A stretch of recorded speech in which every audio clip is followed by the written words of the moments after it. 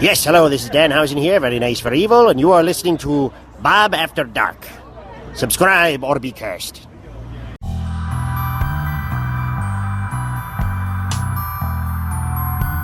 From Mothman and Nessie to the spirit that haunts your home, welcome to Bob After Dark, a podcast about legends, lore, and the supernatural.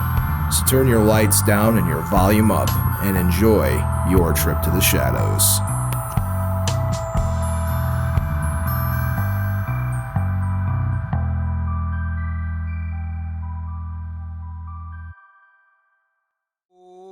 Hey there, children of the night, and welcome to Bob After Dark, the show that takes you into the shadows and goes and says everything that goes bump in a night. I am your host with the most that enjoys toast, Bob, and alongside of me, as always, is my ever wonderful, ever vampiric, and ever cape-wearing producer, my friend, my brother, and my producer himself, the heartthrob of Bob After Dark. That's what I totally forgot to say initially. Count Panek himself. Oh, hey there, Count Panek. Oh, hey there, Bob. Yes, back here with another thrilling episode of Bob After Dark.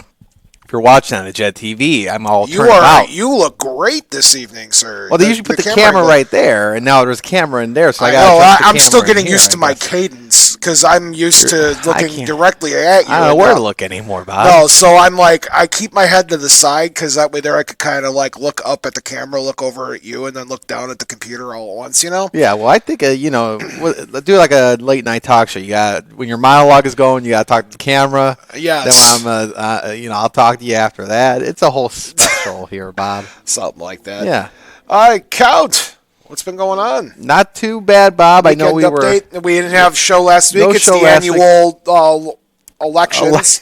Elections, yes. They came and went. And we don't talk about the elections. We are not talking about the election. We are not a political show. But I'm glad this year they didn't say stop the count. I was so concerned about my well-being. Badoots. Get it? Okay. But anyway. You cracked that joke to me before the show. I thought it was good. And you sat there and you said it like 3 times and I didn't get it. Oh. It took me till now that I understand. It's funny, right? Now I get it. Stop the it's count? hilarious. Me. I'm the count. It took me a while. Stop him. I get nervous when I hear that because they would stop me.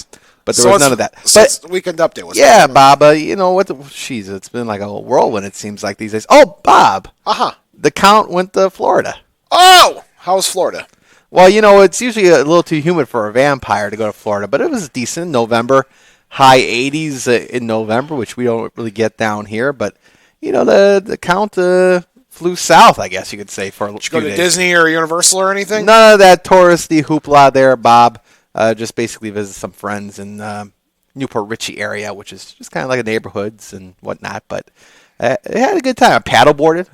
Yeah, I saw the pictures of you paddleboarding. I ziplined. That's fun. You know what, though? The ziplining. That looks a little scary for me. Ziplining is fine, but there's obstacle courses in the sky, which, Bob, the count's getting up there. I don't know if I should be doing obstacle courses in the sky. I should be laying on a beach somewhere, Bob. I should just be laying somewhere, period, folks. Yeah. But, all in all, good to get out sometimes. I have not seen you in a while because we had elections. Yeah. So, my quick update. 2 weeks ago, I did. No, I didn't. 2 weeks ago, 24-hour stream for Extra Life. We raised $750 in that 24-hour period. Thank you very much. And in that case, that put our total for the Bob After Dark contribution to Extra Life to $4,100 since May. And we have 2 more fundraisers to go for the year, which I'm looking forward to having ready for you guys. Yeah, Bob, that's fantastic. I mean, people are really into the giving spirit, it seems like, and that's just great. But did you... 24 hours, Bob, is a long time. We did not make it. I was going to say, that's a very long time. We made it about 17. That's a long time.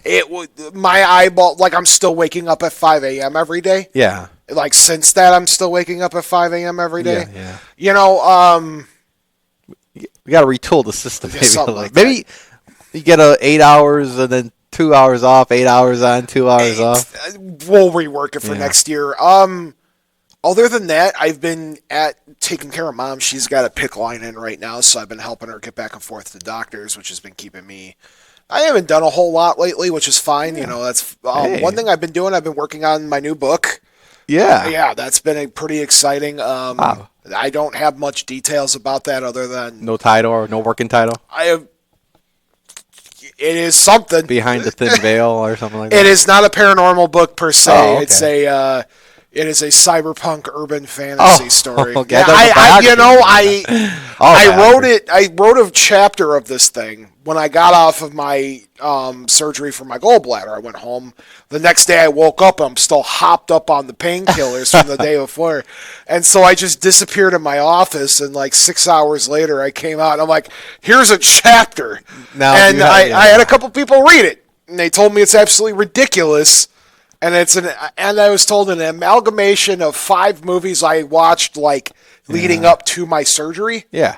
And it's coming along. I don't creative write anymore because it's like I have this. Yeah. There's not too much creative writing involved with Bob After Dark.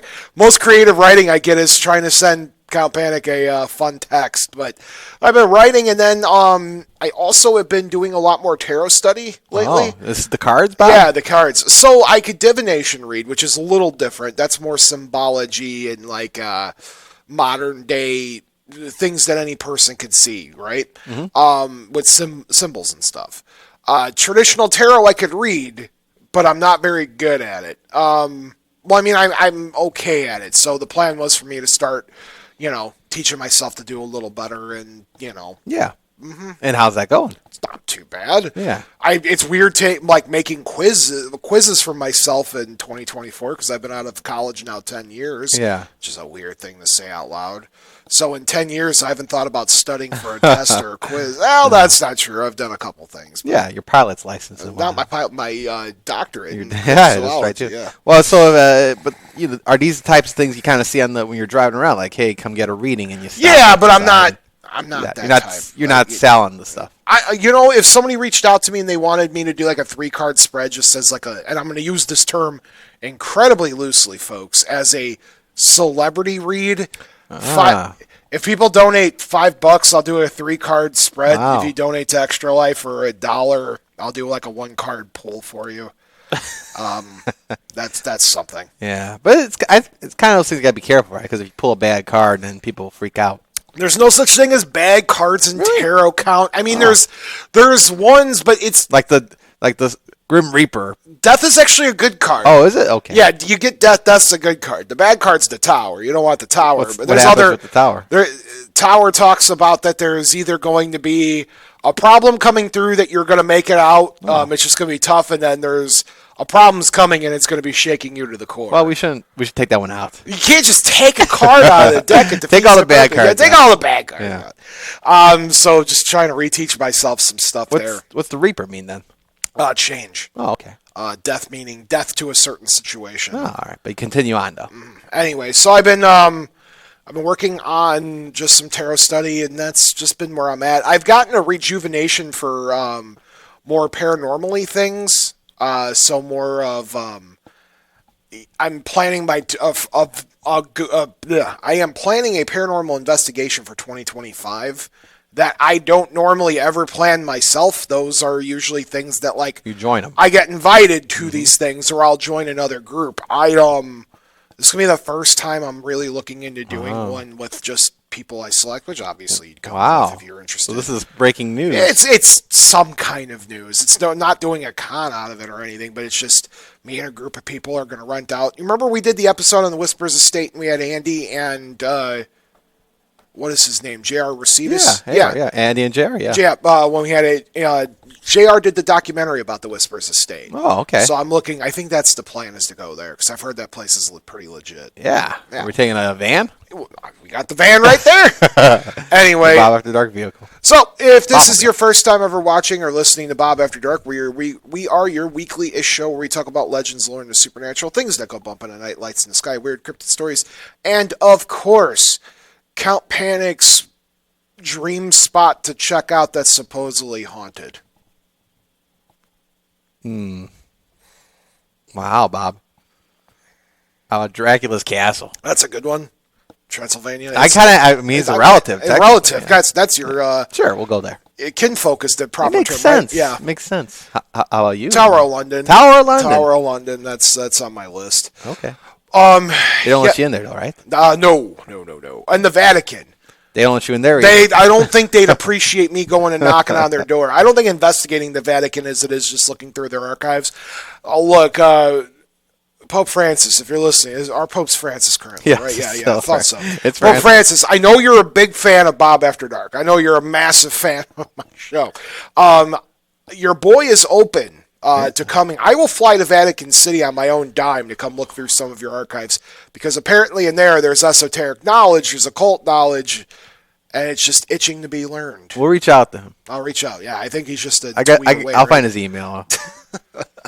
So how the show works is we have two parts to the show. The first part of the show is the weird spooky news of the week. That's where you, the fan, and me, the Bob, go scouring the internet for the unusual and strange news articles of the world. So anything like ghosts and cryptids and lights in the sky being reported in major media, high strangeness, or advances in science that borderline on science fiction. That's where that first part of the show would come in at. And we usually ask Count Panic for his hashtag panic stick. Yeah. I don't know why I'm losing my. You're going to say hot take for a second. No, the hashtag panic stick. Yeah. Sorry, folks. I'm losing. The thing is, when you've been doing this as long as we have, certain things are just muscle memory to come out of your mouth and you don't think about it. Tonight I'm thinking about what I'm saying and I'm goofing everything up. But anyway, we get the hashtag panic stick. He's usually never prepped for one of these stories. We get what his raw take is, and then we dive into the lore of the week, which this week it's a very special story, which we'll talk about later. But I was not planning to do this episode. This is just a kind of off. I literally put this together today. Oh my goodness! Because somebody was asking me questions. Yeah. Well, they didn't request it. Oh, okay. You ready to dive into some of our news stories? Yeah. All right. So our first one comes to us from the New York Post, written by Caitlin McCormack. Florida's unexplained ghost lights have been haunting unsuspecting drivers for 6 decades. Florida's inexplicable ghost lights phenomena has been haunting drivers for 6 decades and counting, still with no explanation for its cause as motorists prepare for its potential reappearance in the coming winter months. The Ovidio lights, Oviedo, have been reported on Snow Hill Road, a straight shot connecting Chuluta, Chuuta, to Geneva, Geneva, since the 1960s, according to local historian James Brine. The blue lights appear primarily in the winter, mostly often around midnight, and always approaching from the south on the end of the bridge towards the Econlockhatchee River. The lights make it appear as if there's an oncoming car except the brightness of a train headlight, and according to one blog post written by the historian. As terrifying as the image sounds, Ghost Lights legend has been passed down for decades. It's still used as a rumor mill for teenagers to spread a similar story like Bloody Mary, Breyer said. You drive out there and sit in the middle of the night, drink a beer or whatever teenagers do, and look for these legendary lights, Brian told News 6. So there's literally generations of people who remember going there and taking a date or looking for some friends in search of these ghost lights. Because the open-ended nature of the legend, many have ascribed their own origin stories to explain the lights. Some are simple, like one that attributes the lights to a car crash that drowned 2 boys in a river. Others take more creative liberties, like a story that pins the lights to a Cub Scout that wandered from his troop with a lone lantern and was never seen again. The tragedies in the rumors, which specific in some cases, are unconfirmed. Brian's told News 6 that all of a sudden the tall tales told about the lights, only one have been verified. In 1963, 17-year-old Norbert Hyman drove across the bridge with 3 of his friends to set off some fireworks. When they finished, one of the friends returned to the car while the other 3 walked back to the main road. The friend who went to the car didn't turn the headlights on and drove down the main road towards the others. 2 of the teens managed to get out of the way, but Hyman finally struck and fatally killed somebody on the way to the hospital. Whether you believe the root of this actual ghost story and this kid is haunting, if that's your way of believing, or whether you just think that it's a root ghost story that kicked off all these other stories, that I guess is up to the reader, he says. The most scientific explanation for this phenomena is tied to dead vegetation surrounding the lake, which can break down into highly combustible methane that may be the source of the bluish light or the will-o-wisp phenomena, according to a local outlet. However, no one actually has tested the swamp gas theory, and there hasn't been any reports of a wisp in over a century. The only time wisps are mentioned during the modern day is more often than not Pokemon discussions, as the will-o-wisp is a popular status move in video game. With no firm explanation, the community has accepted the unsolved mystery as the folklore surrounding it has provided families with stories to pass on through the generation.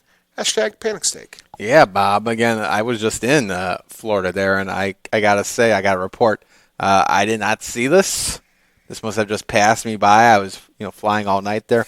I didn't see anything, but Florida, you can see the stars clearly. So, I mean, mysterious lights in the sky, Bob. Very believable. Could be anything, Bob. Could be anything. But Florida's got some very clear skies, so you see a lot up there. I just didn't see these ghost lights. No ghosts. Well, you weren't in that neck of the woods, though, were you? But, Florida. It's all connected. Just one big thing. Did you see a skunk ape when you were out there? I did not, Bob. Okay, fair enough. All right, so let's move on to our next story, which comes to us from NBC Montana. Oh, specific. This was actually sent in by Mark.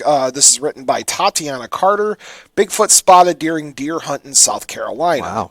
A police officer hunting deer in Newberry County, about 25 miles northwest of Columbia, South Carolina, is reported seeing a Bigfoot.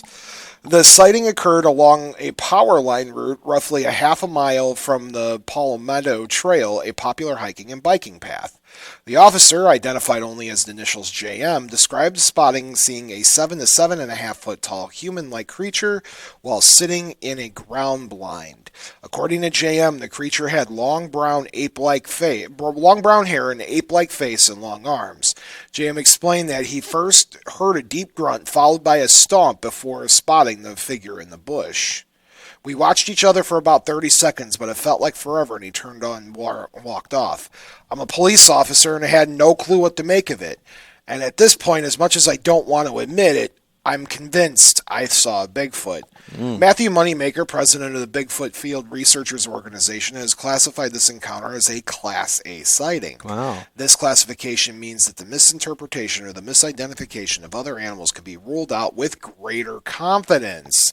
The most recent Class A sighting was reported once again in South Carolina, which occurred in 2023, February 10th. Wow. Interesting stuff, Count Panic. Yeah. So we have two big A sightings in South Carolina, so that's pretty interesting. Hashtag panic steak. Yeah, Bob. I mean, Bigfoot cases still going strong out there. And this Moneymaker, Matt Moneymaker, I think he's a part of that show.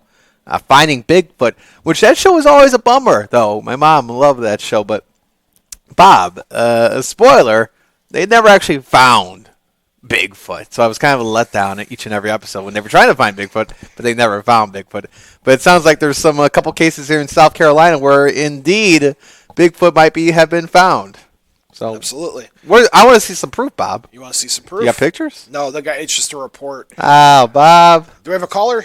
No. Oh, you were looking. No, I'm just saying I want to see some pictures. That's fair. All right, you ready for this? I mean, you would go by when people say, you got to believe people, right? We got to believe people, but don't you ever kind of feel like you got to see some pictures?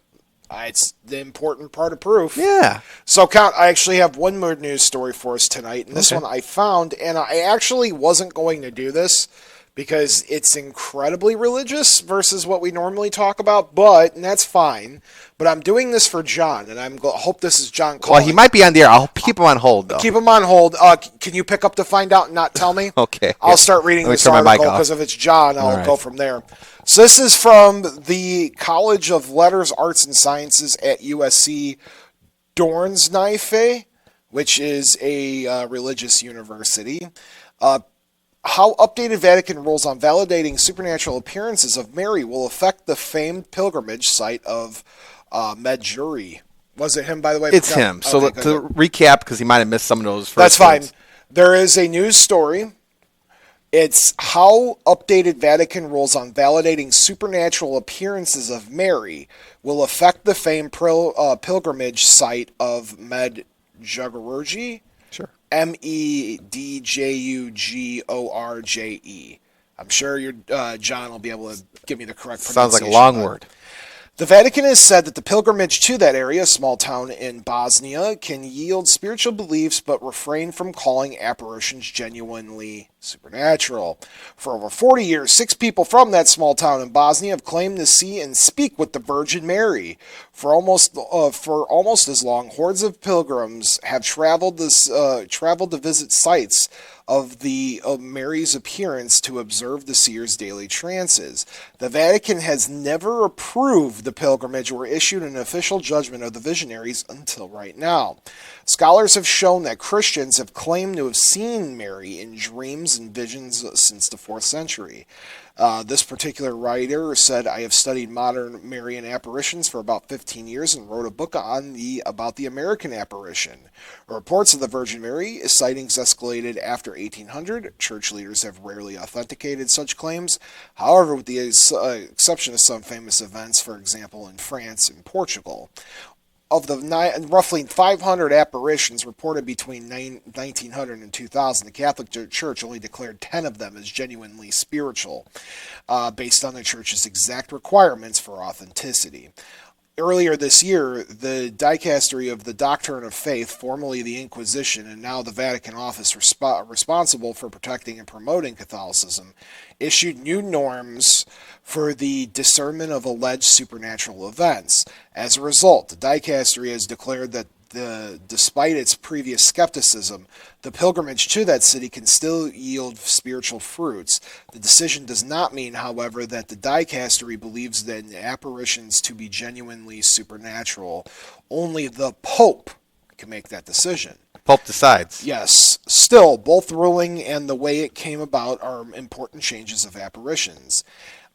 There was a sighting on a small farm of this particular city where there was one in 1981. 14,000 people believe they saw the Blessed Mother in the sky. 43 years later, so the 2 witnesses claim that they saw and spoke to her daily and met her. Church officials have argued that the city's apparition since they began. They sent psychiatrists and physicians to examine the seers, tested if there was a child that did it, the children's grasp of the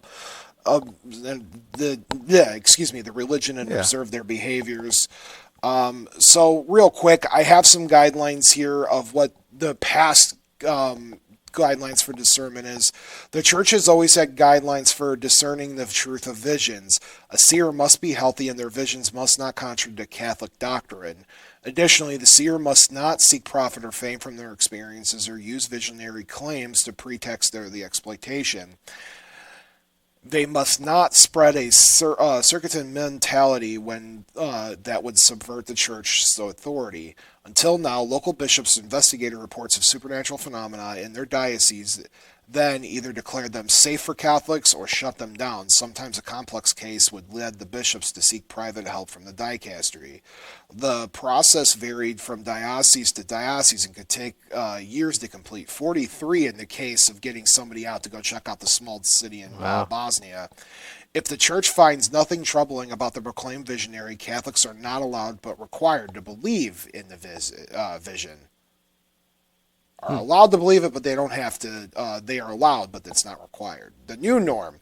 Dicastery's revised norms of discernment may be the response to an increasing Catholic claims of supernatural experience. Global media not only spread, but encourages reports of visions and apparitions. The newly revised norms make 3 important changes to the process. The first one, the new norms put the decision about supernatural phenomena in the hands of the dicastery.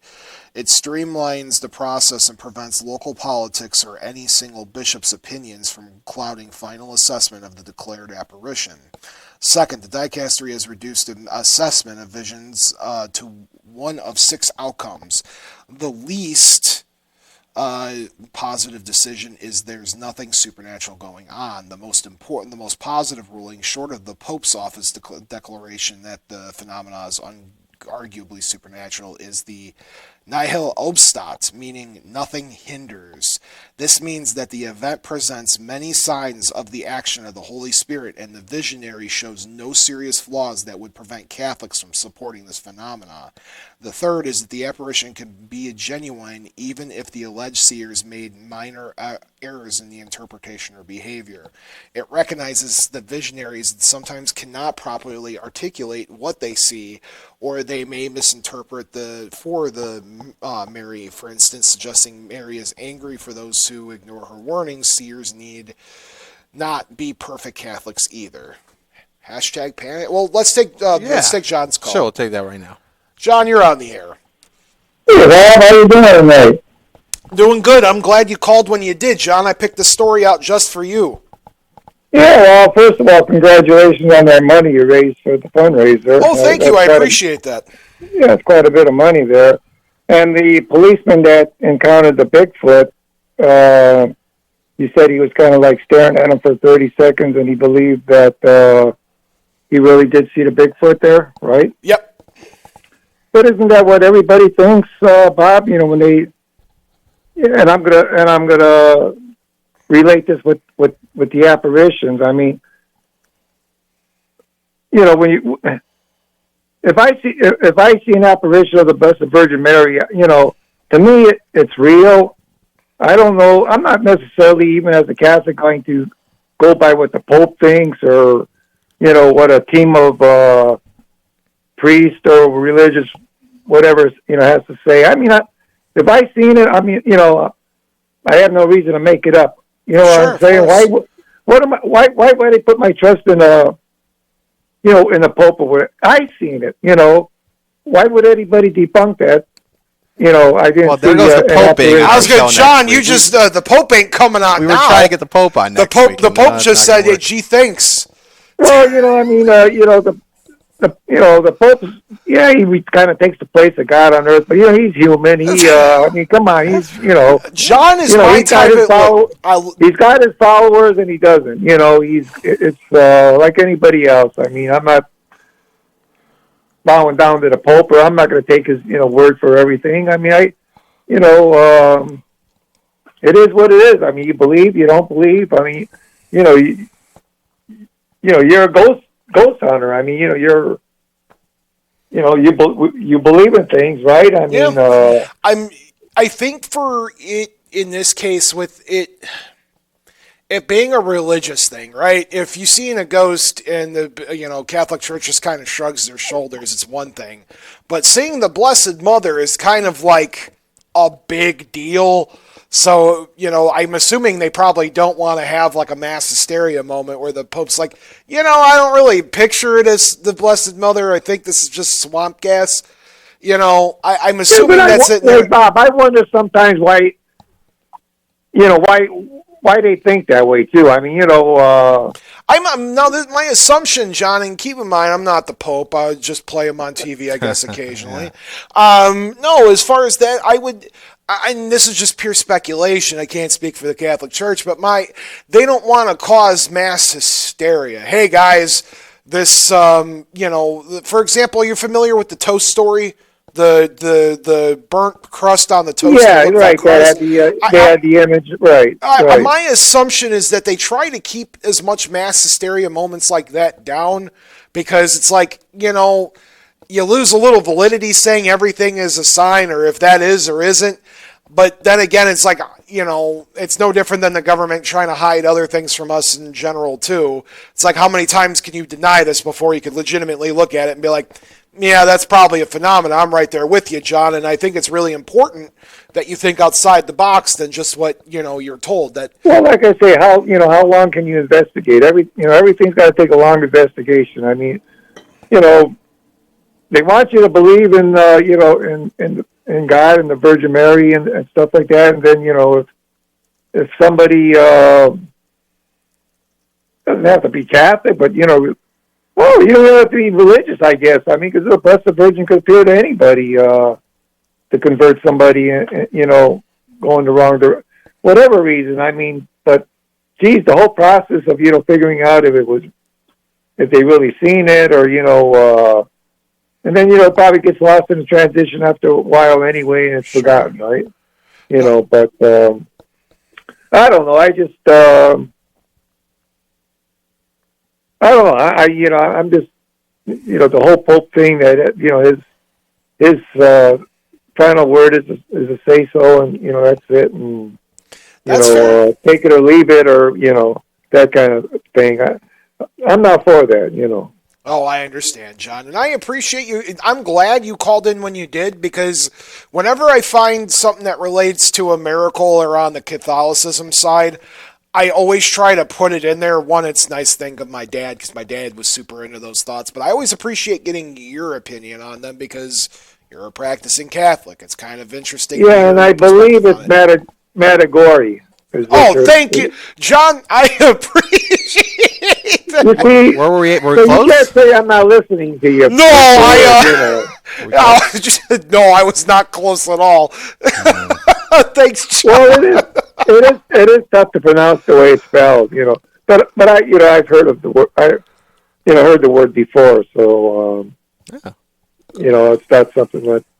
Oh, I appreciate it, guys. Don't listen to me. Listen to John. He's the guy. But hey, I hope I didn't blow your chances of getting the Pope on the air. I don't think he's coming on now, John. To be fair, I think Tuesdays at 9 p.m. Vatican City time, whatever that is. I'm assuming it's tomorrow.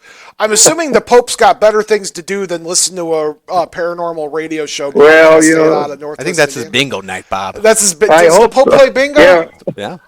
Yeah, it might be his bingo night. I mean, I hope he's doing so. Well, no, I shouldn't say that. I want him to listen to your show, so I don't want to say I hope he's doing something different other than listening to your show. Yeah, he might be listening. But yeah, Bob. Well, hey, it's great to hear you again, and hope sounds like you're feeling well, and doing the best I can. Day by day, like they say, right? It never ends. And then, John, I appreciate you calling in as always. Okay, Bob. We'll see you. Take care of yourself. You too. Thank you. Folks, do you want to be like John? You can call in. Make Count Panic do some work. What's that number? He's got 219-845-1100. He's got to be doing some. He might listen to the radio. Who's to say he doesn't? He gets WJLB in, the Vatican. Now you have actually witnessed what the Catholics would believe is a miracle. I mean, the tree. Yeah, the East Chicago. Yeah, John saw that as well back in the day in East Chicago. How did the church take a stance on that? Do you remember how I don't think there was much of a. I don't know. Or the Diocese of Gary, were they too interested? I was a kid, but I do remember the trees, and I remember one tree you could see the vision of Mary, and then the other tree you could see the vision of Jesus. And I saw it as a kid. I know a lot of other people saw it too. It was pretty impressive, Bob. I have had. How do you see? How does everybody see that? I had a missionary come up to me once. I was at I was actually on my way to see a concert. It was the Ghostbusters Orchestra, which was weird. I was in a parking lot waiting for Queen of the Night, and I was in my Ghostbusters gear, and these two women pull up, and they're like, "Hey, what are you doing?" And I went through the spiel of being a Ghostbuster, and then they looked at me and they're like, "Do you believe in God?" And I was thinking they were talking about like the Ghostbusters line, And so I played it off, and then they're like, "No, you don't understand.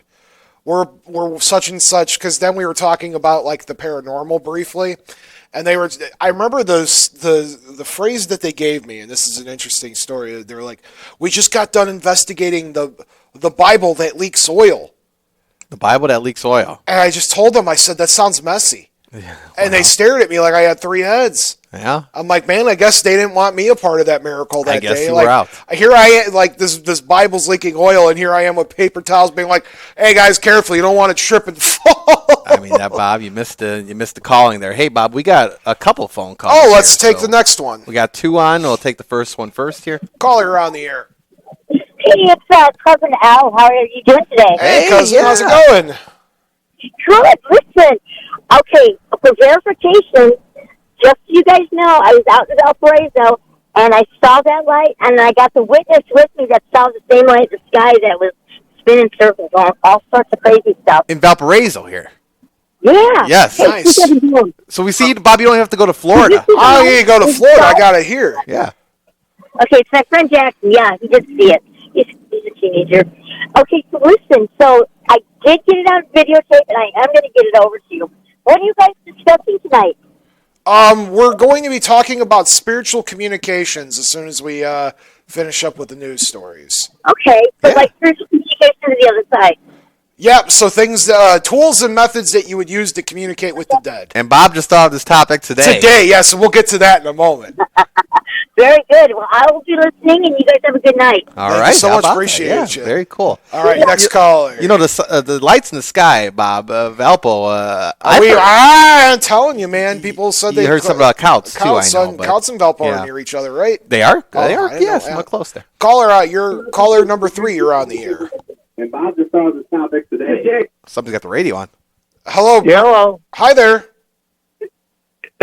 Hey, this is John again. I want to pull a mulligan. Hey, John, you can do a mulligan. do a That's fine. mulligan, What's yeah. going on, John?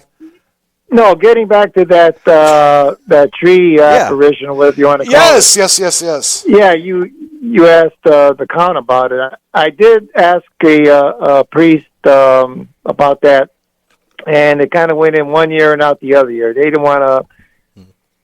I didn't get no answer at all, to be honest with you. So I asked a deacon that lived in the neighborhood, and he says, because I asked him, I said, I talked to Father so-and-so, and, he said, well, the bishops don't want to, like you were just saying, they don't want to get really involved in something like that, maybe like, you stated before, to cause a mass hysteria or something. But, so yeah, that's, I hope I answered your question You on that did, one. John. I appreciate They you didn't calling think back with much some of the whole clarification. situation, yeah. Yeah, they didn't think much of it. But, I mean, how do you... They got to acknowledge it, I would think, but I don't know. Oh, thanks for calling back All in, right, John. Bob. I apprate you. All right, see ya. See, I was a kid when that was going on, That's so right. he was going directly to the priest and the deacons and whatnot. Yep. All right, Count. I didn't get your take on this, by the way, so hashtag Panic's take, and we'll move on to the... What were we talking about here, Bob? The I know, yeah. Yes, the Yeah. new... No, Bob, I believe all that stuff. I mean, I believe And people that's, see it. being a baptized Catholic, your job is to kind of think about a miracle and what it would be to actually appear, see one in person. Who am I to... I mean, those trees, what a... Exactly. I know what I saw in those trees. I get it where it's coming from, and I gotta agree with John. It's hard to sit there and be told, if that's your religion and that's what you're building up to, you have a singular human being being like, I gotta see it to believe it. That's kind of a rough thing. Like, how do you take that away from Yeah, somebody? you know what? I bet we could have got Pope John Paul on, If my dad was still alive, you would have just made his day. I mean, he probably heard him being happy having a day there with hearing that, but still. He's with Pope John Paul now. That's the good Pope. Remember, every Polish Catholic family has that guy somewhere in the house. We still remember John Paul II as the current. That's my still dad the to the Pope. day he died would have told you that Pope John Paul II was still the president. Yeah. Or not the president, not the Pope. The Pope. He would have believed he was the president. He should have been too, but both. That's another thing. He could have been both. Anyway, Count, let's take a quick break for our live fans. We'll be right back into our podcast fans. You're about to be hearing words from a show that you should be listening to. Stay tuned. I'm folklorist and author Mark Muncy, And I'm author Erica Lance. and we host Eerie Travels. It's a podcast where we discuss all things strange and unusual, We discuss everything from Bigfoot to UFOs, from Mothman to haunted locations, from hidden history to legendary beasts, from Cocaine Bear to the Jersey Devil. from holler monsters to conspiracy theory. We interview amazing guests that are actual investigators into the things that many believe to only be in the world of the imagination. We also get into verbal debates about which monsters would win in a fight. If any of this sounds interesting to you, then join us twice a week on your favorite podcast platform. So look for Eerie Travels, and we'll see you on the other side.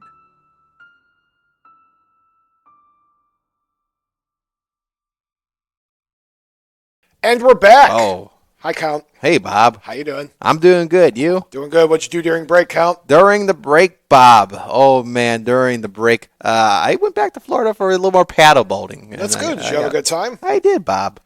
I took up a new Couldn't hobby. see my reflection in the water, by the way. It's not a mirror, though. Vampire. Vampires aren't supposed to be able to Can we cross see ourselves in water? Yeah, but you're not supposed to be able to cross running water either. Oh, That's wait. like a whole piece of vampire lore. I think I broke the rules, Bob. I was in the running water. That's not good. Anyway, Count, so would you like to know what I did during break? What'd you do, Bob? I took up a new hobby, Count. What is it? Competitive beach volleyball. You were on the beach. I was on some sand. Yeah. I was number 5 NA. Oh, wow. Mm-hmm. What made you want to get into this? I was walking and I thought about sand. Yeah. And I wanted to get in the spike ball, but the volleyball net was already set up, so I just joined and became number 5 NA. There you go, Bob. I was 3 away from becoming for the the Olympic qualifiers. You were close. It's close. There's always next year. So today I have we're ripped right from the pages of Dr. Ben Vanderson. We are looking at the lore of the week this week, and I need you to know that I had the lore of the week done and over with, and I was set. Until a question comes in from our old pal, the Stick Switch, James from Peoria. Okay. We were talking about, because I'm looking to buy some paranormal equipment, and we were talking about spirit boxes. And I was like, oh man, I need to get some shooting muffs. I would like to be able to do my own Estes methods. And James, no fault of his own, said, what's an Estes method, essentially? And so I was like, I'm curious how many people actually know what that is either. I don't know. So today, Estes Method is one of the ways that we as investigators would use to try to communicate with the dead. I have 3 things here this week. We're going to be talking about a very brief history of the Ouija board. We have pendulum speak, which is when you use your pendulum to have a conversation. Okay. And we'll be talking about the Estes method. All right, so 3 forms of spiritual communication. Buckle in. All right, so we're going to talk about pendulums first because that's my first tab I have open. This is from IamTheGoddess.com or GoddessIam.com. Pendulum dowsing, unveiling the ancient art of divination. Pendulum dowsing is an ancient and intriguing form of divination that has captured human fascination for centuries. Its origins can be traced back to ancient civilizations where individuals sought to harness the nature's world's energies to gain insights, guidance, and answers to their questions. Through the rhythmic swings of a suspended pendulum, practitioners have attempted to tap into unseen forces that unravel the mysteries of the universe. This history explores the evolution and cultural significance of pendulum dowsing through the ages. This is where it begins in the ancient times. The roots of the pendulum dowsing can be traced back to ancient civilizations where early practitioners utilized simple tools like rock, stones, weighted objects suspended on a string to access knowledge beyond the physical realm. Archaeological discoveries in ancient Mesopotamia and Egypt revealed pendulum-like objects for various purposes, including dowsing for water sources, predicting harvest, and communicating with the divine. In ancient Mesopotamia, an area known as the cradle of civilization, pendulum-like instruments were employed to locate sources of water and mineral deposits. These tools were essentially for survival and guided the early agrarian societies in selecting fertile lands for cultivation. During the medieval and Renaissance periods, pendulum dowsing gained traction across Europe. Dowsing rods, essentially elongated pendulums, were used to detect minerals, metals, and even hidden treasures. Diviners believed that the moment of the dowsing rods was not influenced by the presence of the specific materials in the ground. By the 17th century, the practice of dowsing expanded beyond mining and water divination. It was used to seek answers to personal and spiritual questions, often involving the aid of a pendulum. The pendulum movement was thought to be influenced by spiritual or cosmic energies, allowing individuals to gain insights and guidance. In the early 19th and 20th century saw a resurgence of interest in spiritualism and esoteric practices, fueling a renaissance of dowsing and pendulum use. Spiritualists believe that the pendulum can act as a communication tool between the physical world and the spiritual realm. Dowsers and mediums utilize pendulums to channel energies, communicate with spirits, and conduct seances. Dowsing also gained popularity within various esoteric and occult circles during this time. Influential figures such as Samuel Lytle MacGregor Mathers, the co-founder of the Hermetic Order of the Golden Dawn, integrated pendulum use into their magic practices, further cementing its status as a tool of divination and spiritual explanation. Into the modern era, in the late 20th century and 21st, pendulum dowsing continued to evolve and adapt. It has found a place within the New Age movement, gaining traction and purported ability to provide insights to one's subconscious mind aid in decision-making, and offer guidance with various life matters. Modern practitioners often use pendulum dowsings for healing, energy work, chakra balancing, and uncovering personal truths. The pendulum motion and the interpretations of its swing can be believed to reflect in the energy patterns and vibrations within the practitioner and their environment. Some practitioners use charts or boards with specific categories or responses to facilitate more structured and precise readings. Despite its historical and contemporary popularity, pendulum dowsing remains a topic of skepticism and controversy within the scientific community. Skeptics argue that the movement of the pendulum is influenced by involuntary muscle movements or ideomotor responses rather than external energies or divine guidance. Scientific investigations in the pendulum dowsing typically attribute its success to unconscious cues or subconscious thoughts. However, proponents of the practice assert that the pendulum taps into a deeper intuitive understanding of the universe. In conclusion with that, pendulum dowsing has a rich and diverse history deeply ingrained in human civilization, spanning ancient civilizations to modern-day spiritual seekers.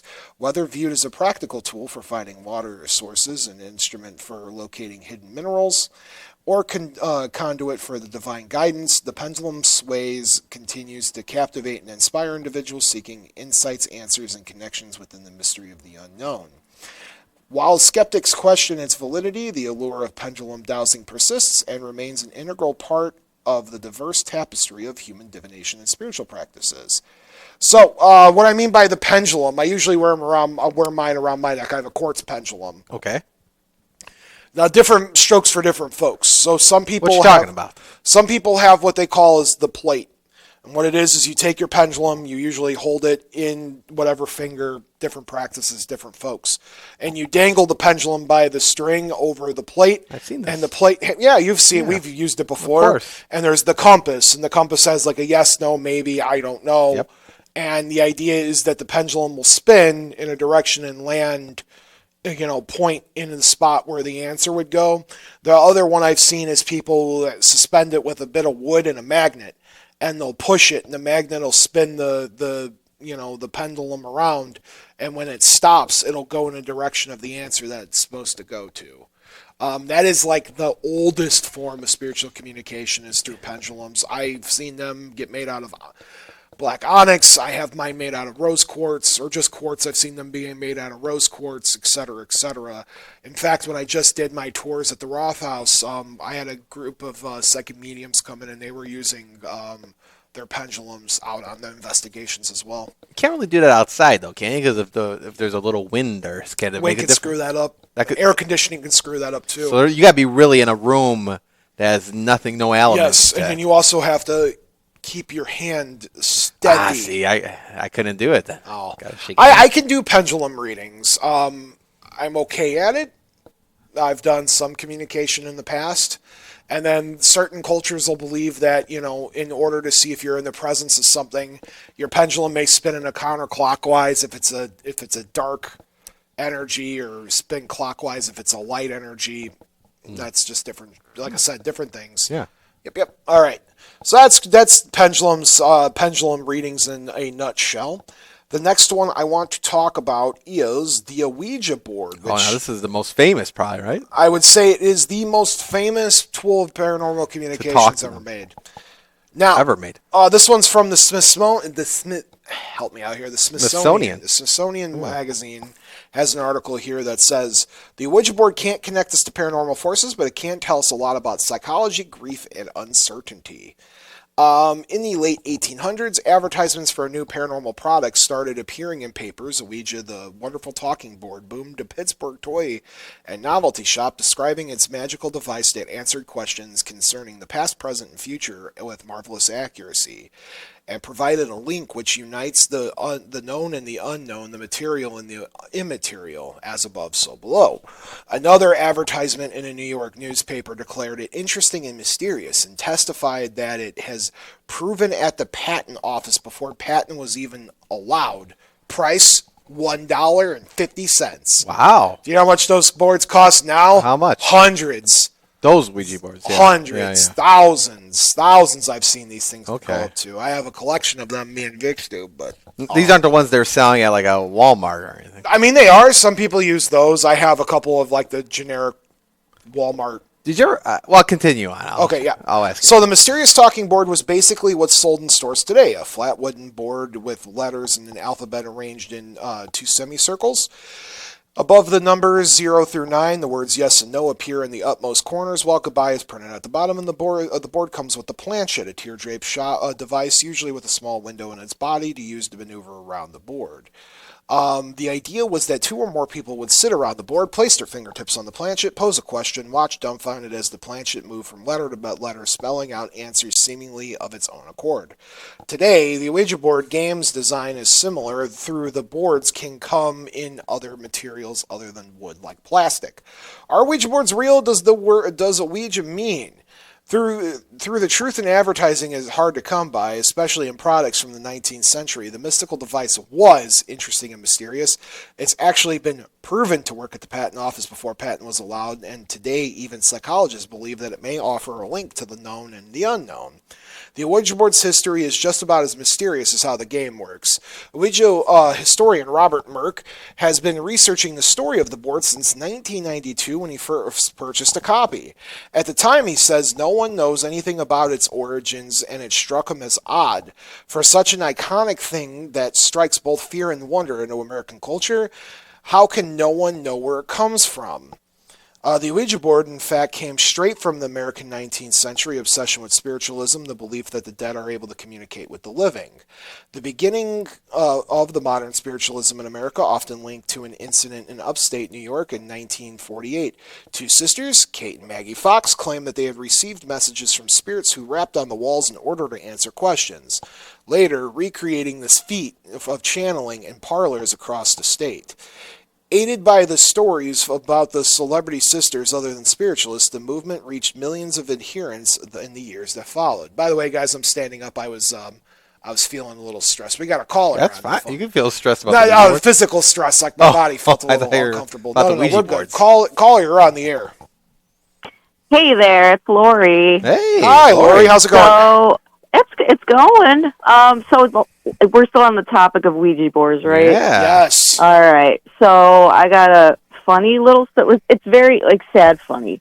But me and my friend, like back in the day, middle schoolers want to try out all this, get into whatever mess that they're going to get into. So me and my best friend decided to try a Ouija board, and it was one of those that you buy at Walmart. It glue in the dark. It was really cool looking. But so I know there's that theory that, you're moving the, help me out, Bob. What's that? The planchette. Thing called? Yes, the planchette. So, that someone in your group is the one moving it, trying to trick the others. But this particular best friend, I trusted her completely. She would not move that thing not even to be funny or to mess with me, and we got it to move. And I was the same way. I wasn't making it move. I wasn't doing anything. And the funny part about the end of this is the very last thing we didn't say goodbye. So we never actually shut out the conversation. And yeah, I don't know if that's why my life has been so full of bad luck or what. But is that a big deal, Bob, if they don't say bye to It's kind of half the you problem. Gotta do it? Yeah, you have to close the communication or the portal. So they're out Exactly. here still. Yeah, that's why half the haunted locations are actually haunted, because people, like our caller here, decided to summon something and not send it back. Summon a demon. It doesn't have to be a demon, but there definitely could be something. There could definitely be something attached. Oh. Right. Well, So how do it's you at do her old this? house, and then we're not friends anymore, so that works out. Well, now can Lori go back to the board and say bye? No. It's Oh. too late now. Too late. No, I mean, now it's just time for a cleansing. Oh, okay. It's cleansing and trying to get to the bottom of it, which, we offer here at Bob After Dark. Basic spiritual cleansings. Count Panek will crack a couple jokes while I actually do all the work. Yeah, I don't know how to do it. No. But that's definitely something. So I just remember next time we see each other, there was a Ouija board I didn't say goodbye to. Like, yeah, I don't want to be around you now. I think that's great. Yeah, I know. So we'll be all right. You know, like, and then you hear those stories about people who try to throw out their Ouija boards, like the old-fashioned, really old wood ones, and then it somehow appears back in their house. Which is unfortunate. You don't have to throw them out, people. Just give them to me. I'll take them all. Give them all. But they don't say what they don't say bye to them. Then they could come home with me.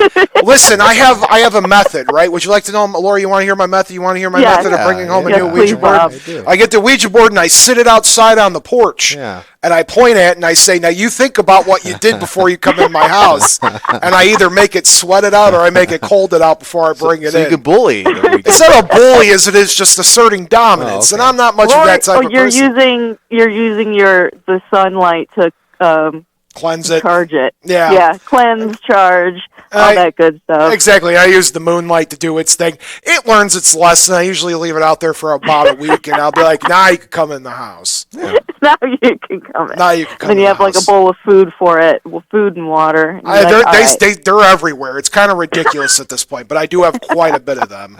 But yeah, no, folks, you got one, you want to get rid of it, I'm your guy. Bring it to you? I've actually had fans gift me them, and I have another one on its way. What if they always say about burning the Ouija board, too.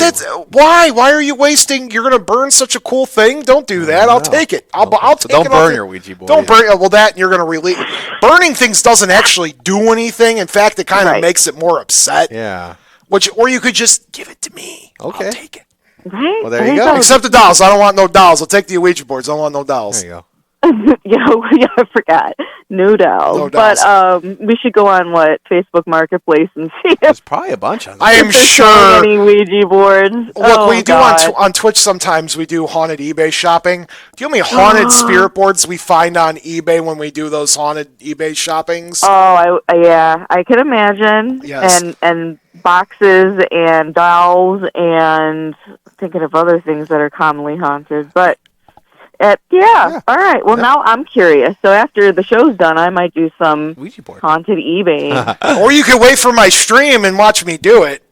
Oh, that's true. But it's like Bob Ross. I got to do it over here on my side while you're doing it on your side. That's fair.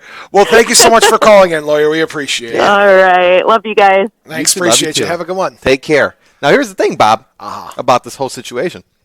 I was going to ask you beforehand. This is my question. Are you freaked out by the fact? I mean, the fact that they were sold it at Walmart, Toys R Us, Target. Should we be giving this to our kids?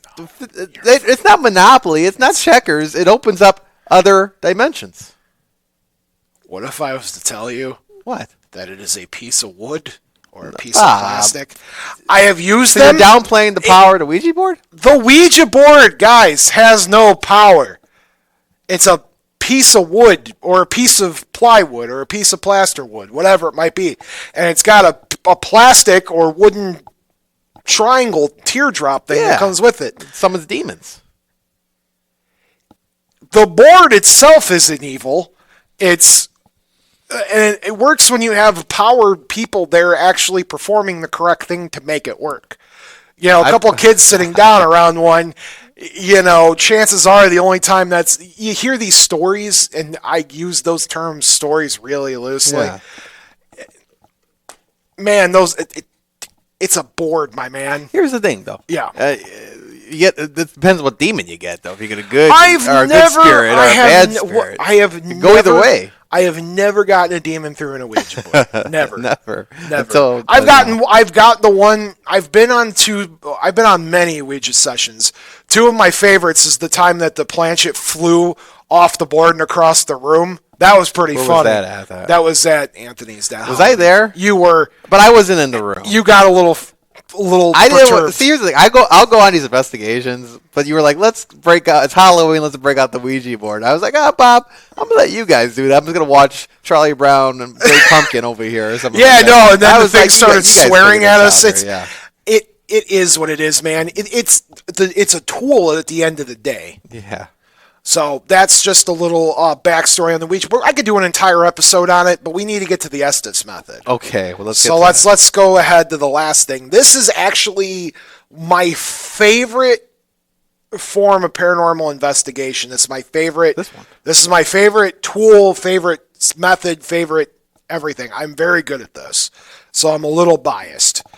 This one comes to us from this article, and the name's goofy, but the information's really good. Okay. It's from Halloween. Halloween. Yes, so it's a zine about the Halloween. Oh, okay. Yes, so the Estes Method is a paranormal investigation technique that has gained popularity in recent years and was first developed by Carl Pfeffer during his investigation of the Stanley Hotel at Estes Park in Colorado, the same hotel that inspired Stephen King to write The Shining.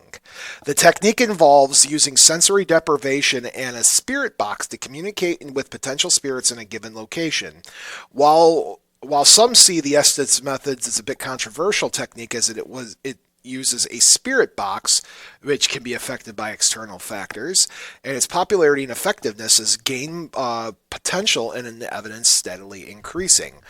Quick thing, guys, a spirit box, for those who don't know, it's essentially a radio that skips radio signals at Bob, lightning. we've done this many times. That is the most quintessential thing. Sorry, guys, I got a little bit of a backache, so don't mind me. For the people that were watching on Jet TV, when I flashed the cam over to myself, that means Bob's doing some stretches. Yeah, I had to do squats. I was wondering, you were like pointing at me. I was like, I was going to be like, hey, interrupt that nice person that called. Well, there was the person on the phone. Tell me to flip the camera, and I'll flip the camera. This is signal for take the camera. Okay, flip it. know. Jeez. Anyway, so Spirit Box, it's a radio frequency skipper.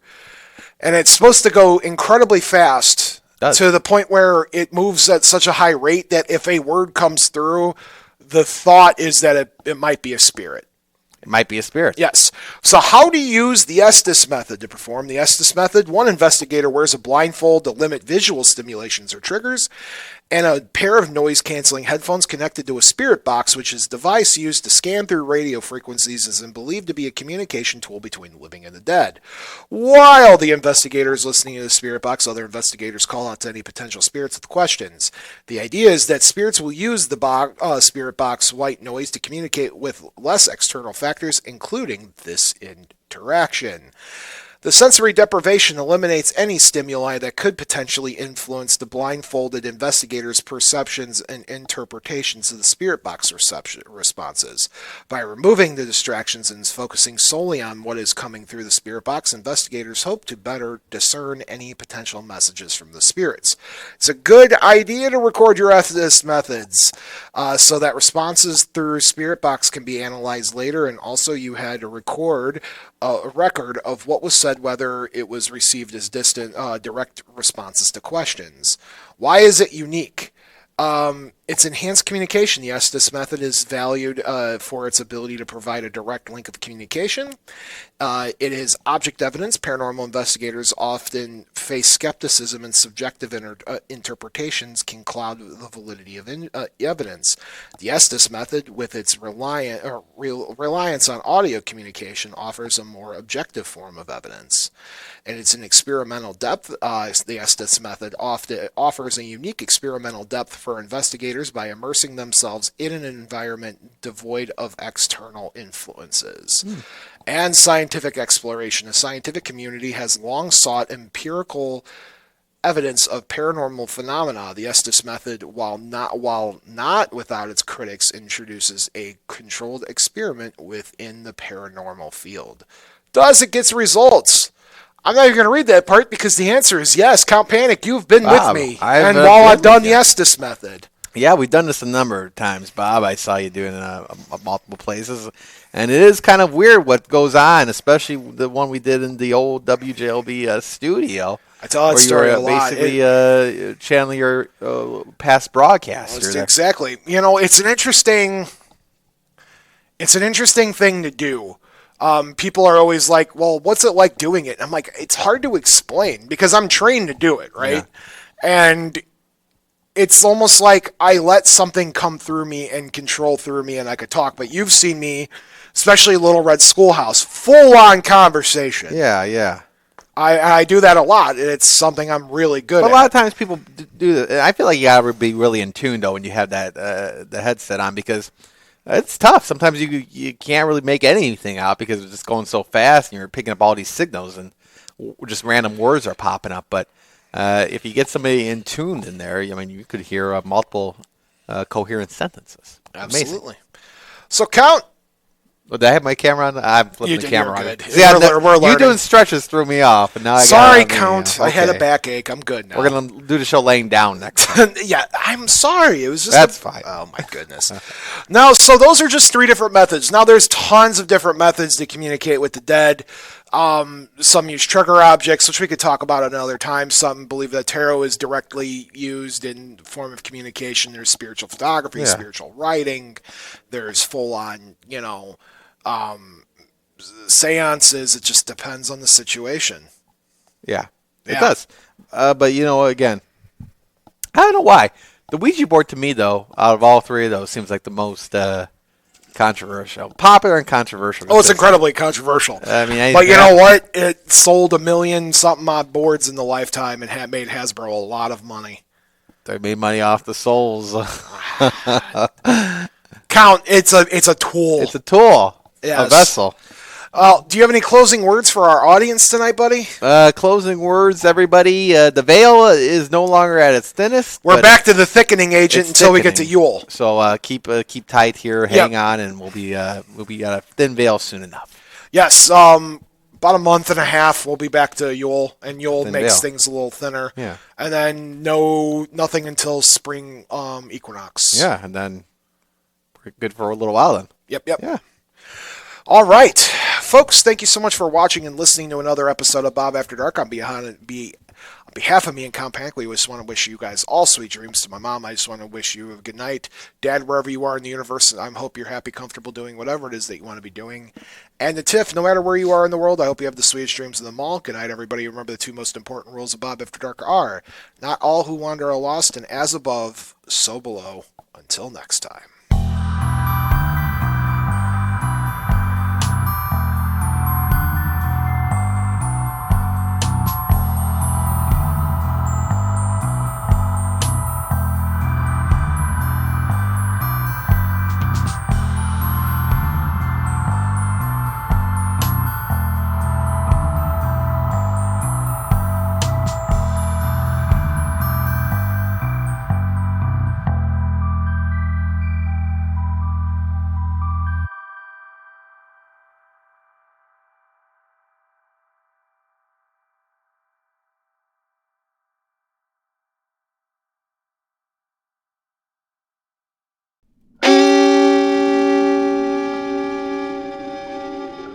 Memoriam Development.